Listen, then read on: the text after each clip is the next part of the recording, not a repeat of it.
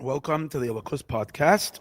This is class number 13 in the discourse Uberashe Chodsheichem, which is the ninth discourse in the overall book, B'Shashek Dimu, 5672, and this is class number 3 in chapter 35.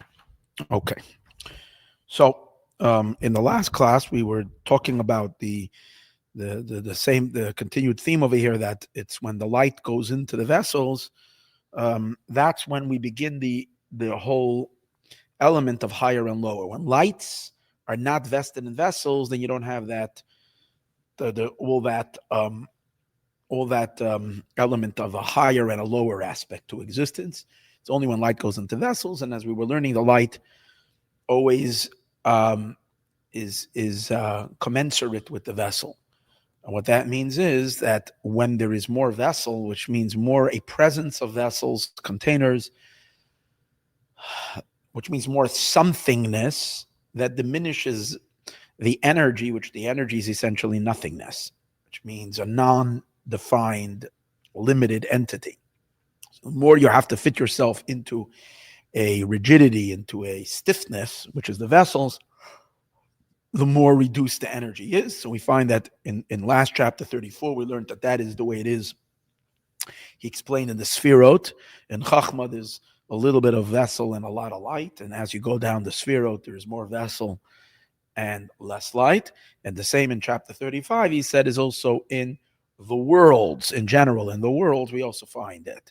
But in order to explain how this is in the world, he first explains it in the human body.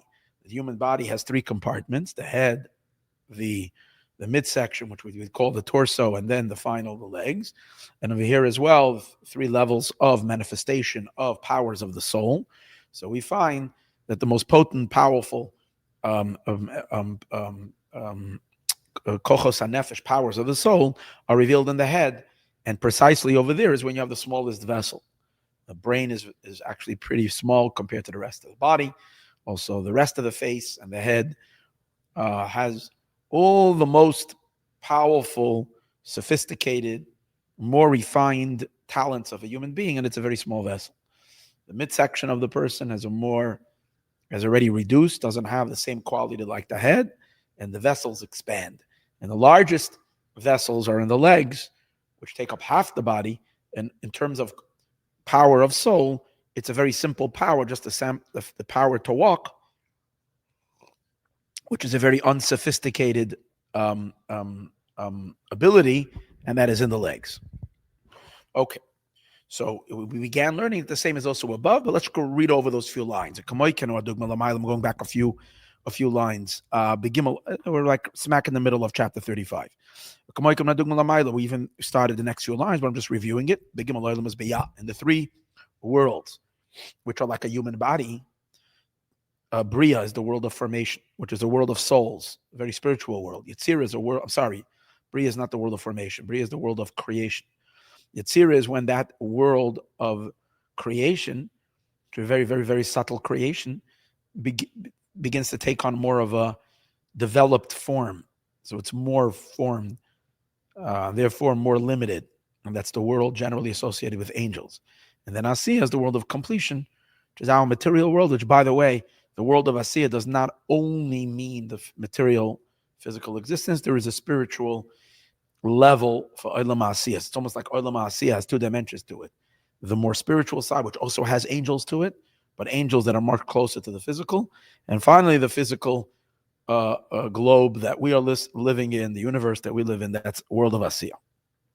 So what he's going to say is the world of Asiya, the final thing is like the legs. A lot of vessel, but not that much energy. And in Yetzirah, there's less vessel, and therefore more manifestation. The world of the angels have far more powerful revelations and energies in them. The world of the souls, which is the world of Bria, over there is even less vessels and much greater, brighter light. And he's going to say, very interesting idea, that precisely because of the brightness of the light, where there's so few vessels, to us it seems to be dark because we can't have any access to that world because we have nothing to latch our minds on because there aren't many vessels there. And therefore it's so bright that it's dark. That's the idea. In the world of Bria, the light still very close to the pre-creation existence, which is the world of Atzilus. And therefore, in the world of Bria, there's a lot of light. Since the world of Bria is the first yesh, it's the first something, from the supernal, from the divine nothingness. It still shines in that world a revelation of the nothingness. And that's why that world of creation is called dark. Like it says, Hashem forms light, and he creates darkness, which is really strange. Because according to what we've just been explaining, the world of Beria, creation comes before formation. It's like taking a clay, a raw material, and then forming it. So what is the first thing you have to do? First, you have to have the material, and then you make a form out of it. So first, Hashem created the very substance of a created reality, meaning something that is already a something, but it is very, very subtle and very undeveloped. And then he started defining it, which means the more you define it, the more thicker it gets, the more limited it gets. Comes out that Bria is much higher than Yetzira. The world of creation is much higher than the world of formation. Now, which one is higher, light or darkness? Light is higher than darkness. So how come in our prayers every day we say Yotzer, we should say Bore Or, Hashem creates light, the Yotzer Choshech, and he forms darkness. Because when Hashem is forming the world of Yetzirah, he's dimming the light. It's becoming much less. So why do we say it that way? More than that, we know that when he doesn't bring that over here, but in other places it says this, that when we say these words, we're supposed to put our hands on the tefillin. So when we say Yotzer Or, he forms light, we put our hands on the tefillin that go on the hand, on our arm. And then when we say Obora Choshech, we put our hand and we kiss the tefillin on our head. Which is interesting because we know that the tefillin of our head is holier than the tefillin on the arm. It's actually a holier tefillin. That's why we know that we're never supposed to have our head tefillin on without our hand tefillin, arm tefillin. We put on arm tefillin first, and then we put on our head tefillin. Then we remove our head tefillin before we remove our hand arm tefillin. Because the holier it is, the less we wear it, because we treat it with our greater awe. There's also laws about once you designated a box for your head tefillin, you're not allowed to change it to become a hand tefillin, because then you're demoting a holy object to a lower holiness. There's many laws pertaining to this idea that the head tefillin is holier than the hand tefillin and the arm tefillin. If that's the case, so we would think that how come when we say choshech, darkness, we kiss the head tefillin, and when we say or, we kiss the arm tefillin. If the head tefillin is holier, then it should be brighter. So by the head tefillin, we should say or, when we do the opposite. And that is because, of course, the head tefillin is a greater light. And of course, the world of Beria, which is when we kiss the head tefillin, is a world of a far, far brighter light. But precisely because of that, we down here below refer to it as darkness. Because something that we have no access to, that we have no understanding, something that we have no comprehension to, it to us it's considered dark because it's confusing to us. When it's like you go to a class of the deepest, highest level of wisdom, you come out, you don't understand anything, and you feel very dark. But when you go to a much lesser scholar who gives a more simpler class, you're like, wow, it's so great. And that's because one is because to this, everybody can only have a teacher in accordance to their capabilities. If the teacher is way above your head, to you it's darkness. And that's the idea that we're saying over here. The world of Bria, which is barely a creation, which means barely something came into existence from the divine energy of pre-existence, which is called nothingness. So we still feel the nothingness because there aren't any vessels. Remember we said that? The more light, the first existence has a lot of light, not so much vessels. And precisely because of that, we have nothing to define it by, so it's dark. Meir Shamadain Gilia Ayin, it still shines over there. The brilliant predefined light, pure infinite divinity is still shining there to a certain degree. And therefore, we can't receive from that level. That's why it's called darkness. And yet, our holy tefillin of the head is tapping that level. But it's too deep for us to understand. So therefore, it's called darkness. Like we say, Yotzer Oir, Hashem forms light, then He creates darkness. So we see that creation is called darkness, the first stage of creation. Because in the world of Bria, Meir Gilui Oir, because a lot of light. This is considered darkness and concealment, to the lower world, to the lower space. The Yetzirah, but as we descend downward, which means we descend to the world that corresponds to the torso, not to the head, and therefore the light gets dimmed. We don't have that much light in that world. So now the light is already a lesser, not such a bright light. We can look at that light. To the lower world, to us, down here in our physical bodies, and to us, that's called light. Because that, if we have a revelation from there, it's something that is relatable. That's when in as much as we're talking about the light. And now, how about the vessels? So what we just said is in the world of Yetzirah, there is less light. That's what we said. In Bria, there's more light. In Yetzirah, there's less light. And therefore, it's bright enough for us, not too bright. But less light in Yetzirah. But how about in vessels? The opposite. In terms of vessels, there are much more explanations and words in the world of Yetzirah than there is in the world of Bria. As he says, the opposite. The Bria in the world of Bria, there's very few vessels. And in the lower world of formation, a whole lot of vessels. And how do we know that? This idea. The Bria of Yetzirah machshava v'dibur. We know that the world of Bria and the world of Yetzirah correspond to God's thoughts and to God's speech. The world of Bria is called Hashem is thinking the world of Bria, and He is speaking the world of Yetzirah. So, thought and speech. So let's take a look at the relationship between thought and speech.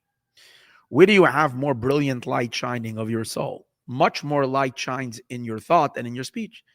That's why we know that when we try to convey something to others, it's never as bright as the light is to ourselves. It's never as intense. When we feel a feeling and we try others to get them to feel what we're feeling, we can barely transmit through our speech some of it, but we can't really get it all out because it's much more in our thought than it is in speech. Speech always limits. So whether that's the brightness of a concept, whether it's the power of an emotion, thought is far more powerful to the thinker than speeches. So there's much more light in thought than there is in speech. However, thoughts, and a few thoughts, you can contain so much. If you want to speak it, a lot of times what you think in 10 minutes takes you 2 hours to explain. Because in words, in speech are far more wordier, much less light, but far more words. But that we see, we see that which is a brief thought, in a very short period of time, in a very few words, when you translate into speech, it comes in an abundance of time. And it comes in an abundance of letters. In speech, you have to talk a whole lot.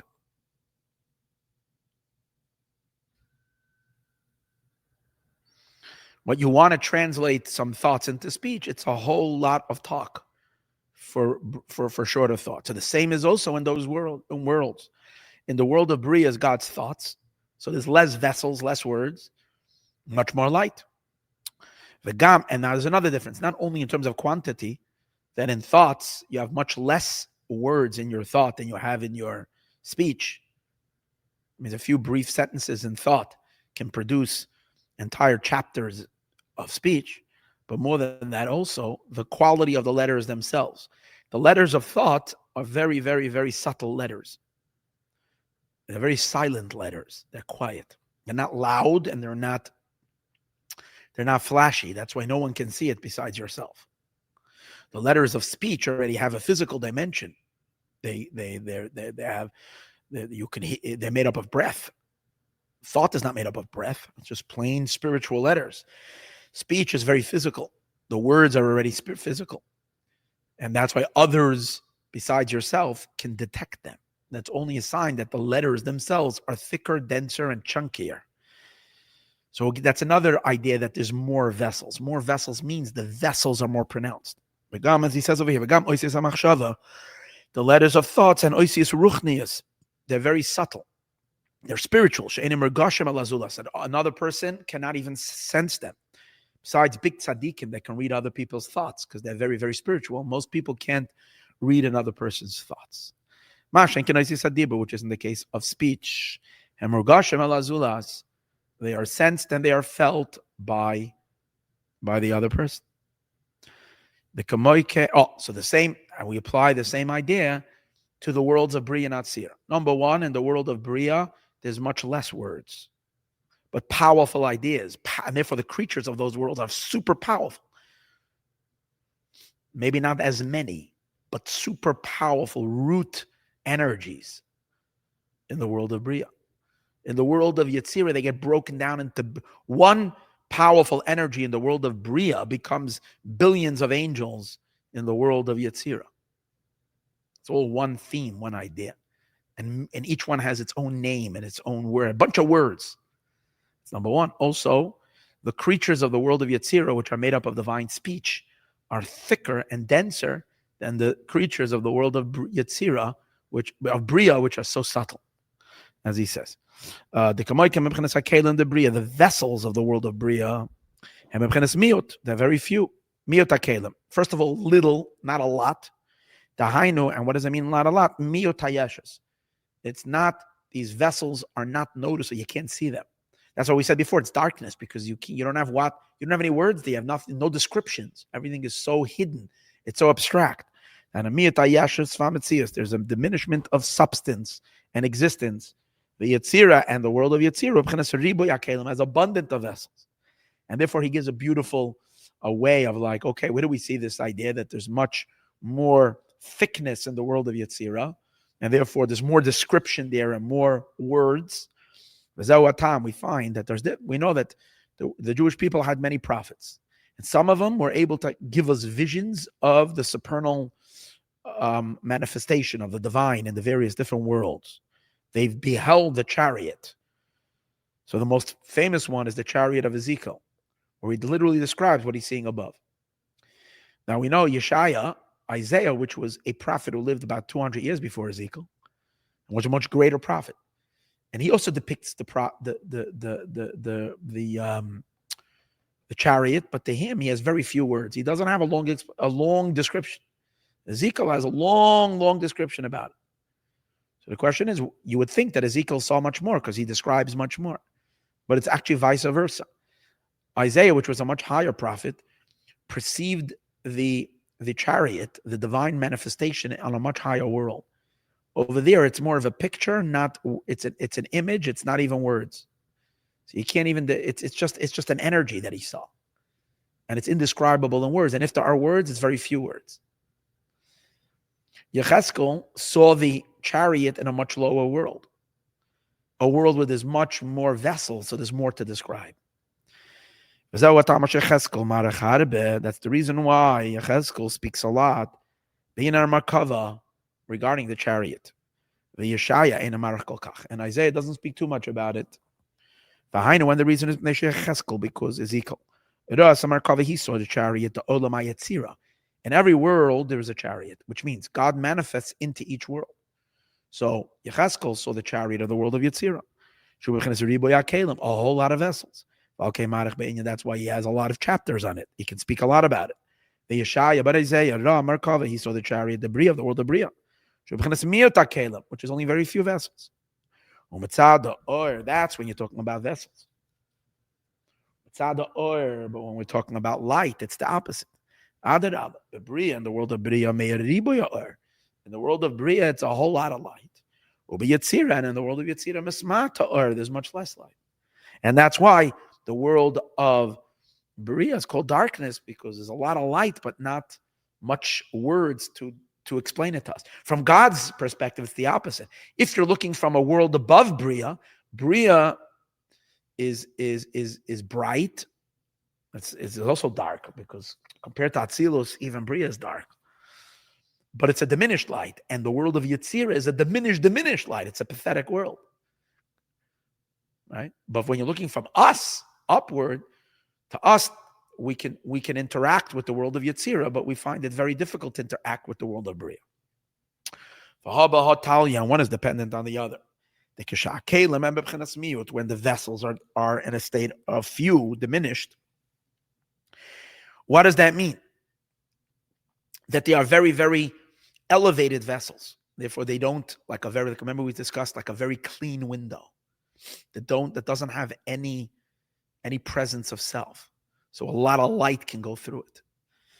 So that means the vessel is few. It's not dense. It's not thick. It's not having much of a say. It's allowing just pure light to go through it. So then Shem Kalim, then they're Kalim Yisroel, or they're more vessels to the light. So since there's more vessels, let's understand something. To be a vessel to a higher light, you have to be a more silent vessel, a more elegant vessel. And therefore, since the vessels of the world of Bria are very few, which means they are very unassuming and very surrendered to the light, a lot of light comes through them. Is Kalim Yisroel, Meir Sham Riboya, there's a whole lot of light there. Uberiboya Kalim, but when the vessels get increased, meaning to say the vessels become more expressed and more present and more pronounced, denser, more self-aware, it chases the light away.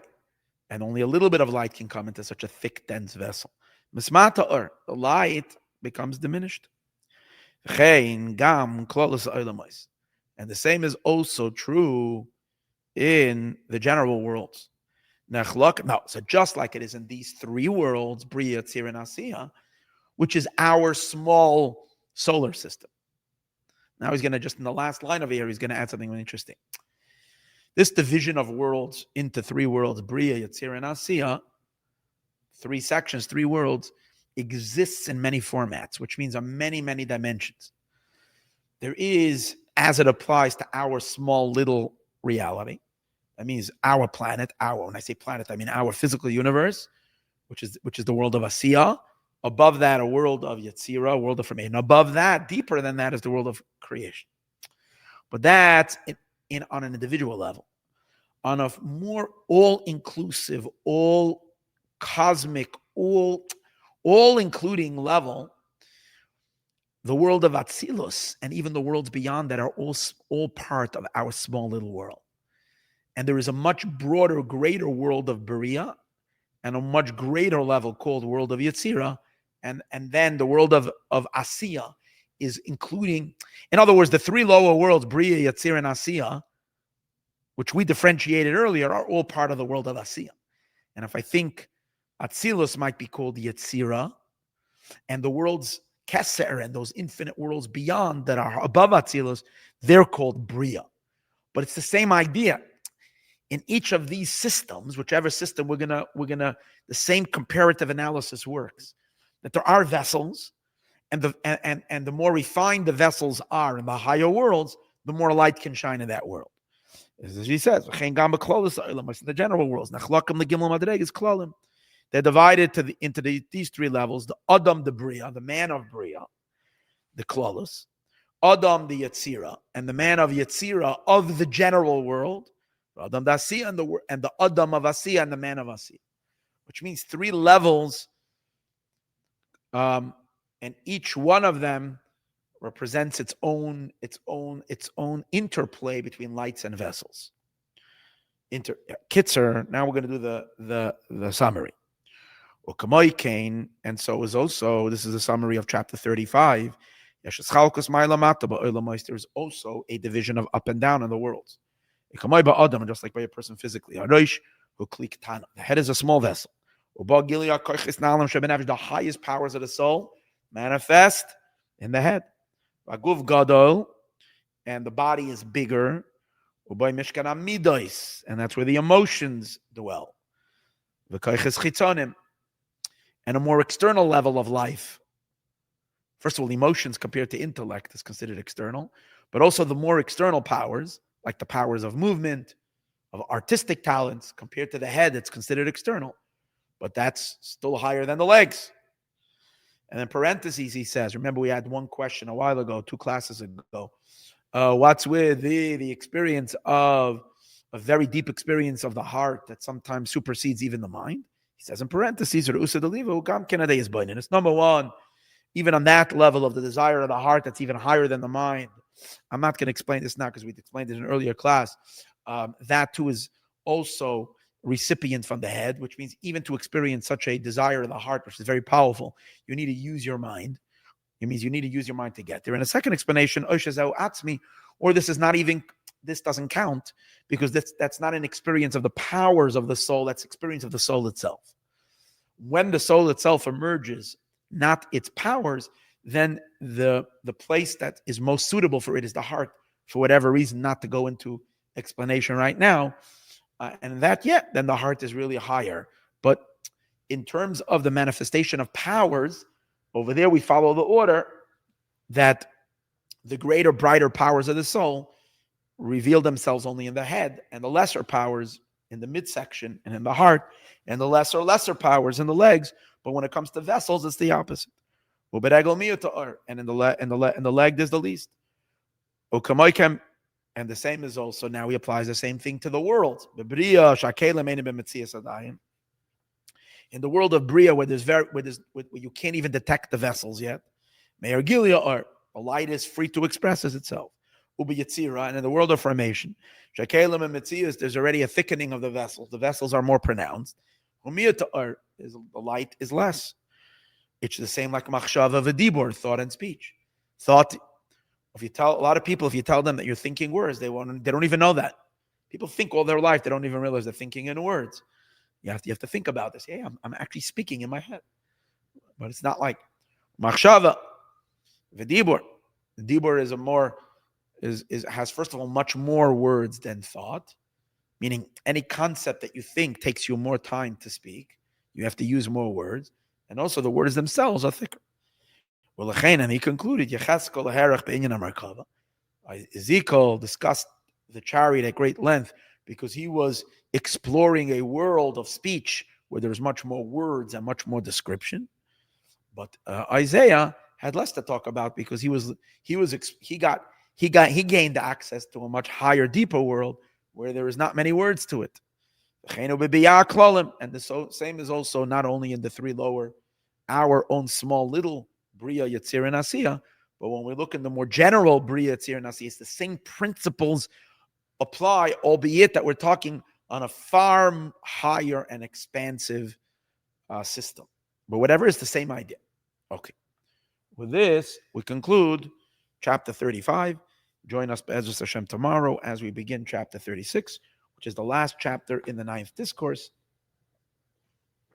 Then we can say Mazel Tov, and we'll begin the 10th discourse. Be'ezus Hashem, I would predict another probably 4 classes over here. Let's make it 17 classes to finish the chapter, the discourse number 9. Meanwhile, let Mashiach be here today.